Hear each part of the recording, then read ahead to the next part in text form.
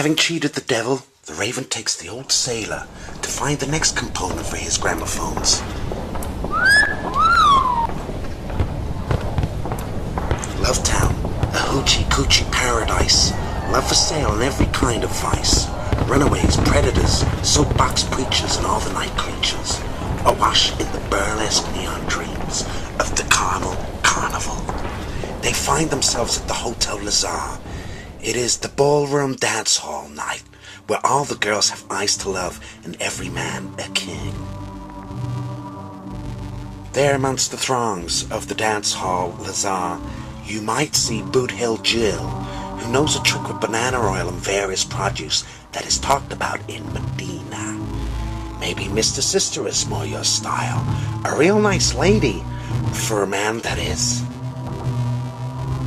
At the Lazar Ballroom, it is the dance macabre, the waltz of the wasted. And the Lazar's house band tonight, on accordion, is Clorinda the Mermaid.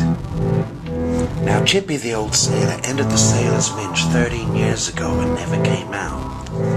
So Clorinda is the first woman that he has seen in 13 years. And of course, being a sailor and a romantic, he falls completely in love with her. And strangely enough, she feels the same way about him. The mermaid and the sailor share some drinks, talk some talk, and as the evening advances, the sailor is bold enough to show Clorinda his tattoo. His tattoo is that of the imperious and unforgiving sun god.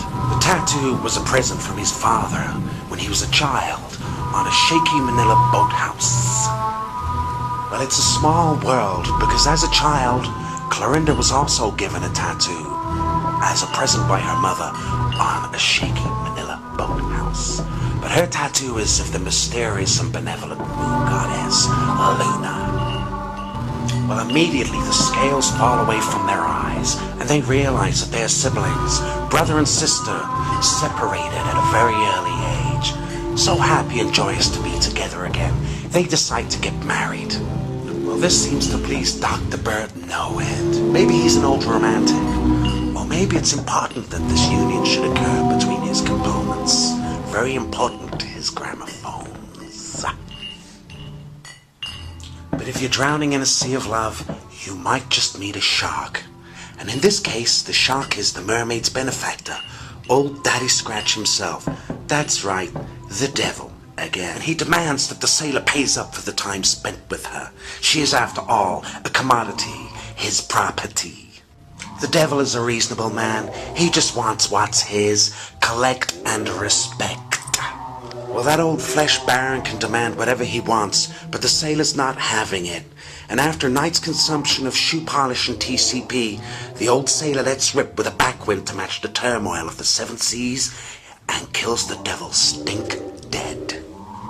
Now free of Pandemonium's pimp, the mermaid and the sailor can elope with each other. Dr. Bird suggests that they dot I's and cross T's at the nearby church of St. Jude's.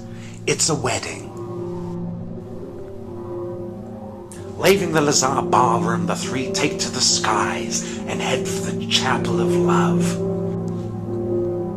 Within the whispering heart of St. Jude's, the old priest lights the candles of devotion to illuminate the way for souls in flight.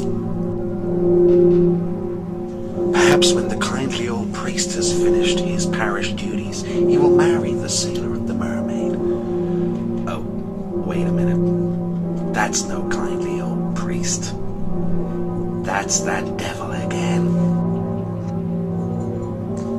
It seemed like the devil and the kindly priest had some business previously, something concerning church funds and altar boys. Oh well. But being a selfless individual, the devil has taken up the father's duties for one night.